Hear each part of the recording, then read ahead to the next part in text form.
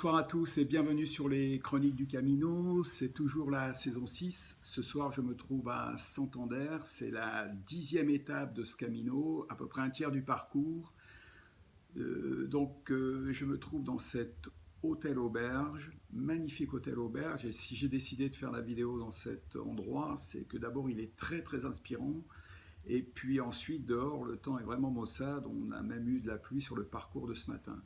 Alors hier, c'était la 9e étape entre Laredo et Güemes, je vais y arriver. Une étape de transition, puisqu'on est passé sur des parcours de moins de 200 mètres de dénivelé, et puis beaucoup de routes hier sur cette étape.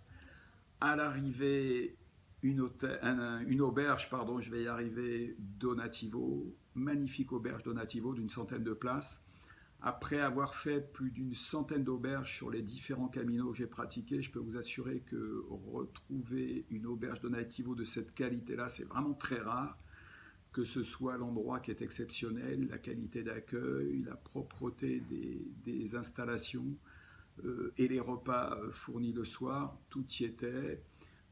Donc en général, j'ai l'habitude pour un Donativo de laisser ce que je donnerais dans une auberge privée plus le prix d'un repas le soir. Là, j'ai vraiment été un peu plus généreux parce que ça valait vraiment le coup et il faut encourager des endroits comme ça. Aujourd'hui, c'était la 10e étape entre Güemes et Santander, une petite étape de 18 km qui a démarré sous la pluie. Mais peu importe, le parcours est tellement magnifique, on est très très proche de la côte, très très proche du ravin même je dirais à certains endroits. Et c'est vraiment magnifique, toutes ces plages, ces rochers découpés qui tombent sur la mer. Vraiment un très beau parcours sur cette 10e étape qui se termine à Somo. Somo, c'est une petite ville qui est face à Santander, dans la baie de Santander, et il suffit de prendre un petit bateau pour rejoindre Santander. Ça évite quand même un détour d'une quinzaine de kilomètres sur le parcours. Alors là, j'ai un copain, vous l'entendez, qui passe régulièrement dans mes vidéos, ça fait peut-être la 10e fois que je la tourne. Il va, il vient, je pense qu'il veut vraiment être sur la vidéo, je peux le comprendre.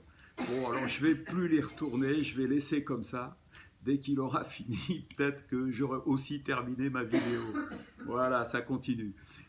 Donc je vous disais que j'étais dans cette magnifique ville de Santander et je me sens de mieux en mieux sur ce Camino. D'abord parce que je rencontre de plus en plus de gens et il y a des interactions qui sont très intéressantes. Et puis le parcours a changé par rapport aux premières étapes. Il est moins abrupt, il est beaucoup plus régulier et ça me va très très bien. Voilà, le portage est calé maintenant. D'habitude, je mets 4-5 jours. Là, j'ai quand même mis 8 jours à supporter aussi bien le rythme de marche que le portage. Voilà pour cette 10e étape.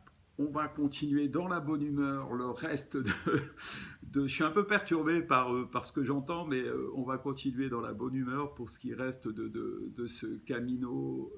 Voilà. Normalement, Maryse devrait me rejoindre aux 2 tiers, c'est-à-dire dans une ville qui s'appelle Ribadeo. J'ai 1 ou 2 jours d'avance en ce moment sur le programme qu'on s'est fixé, donc on réajustera tout ça le moment venu. Je vous embrasse, prenez soin de vous et à très bientôt sur les Chroniques du Camino.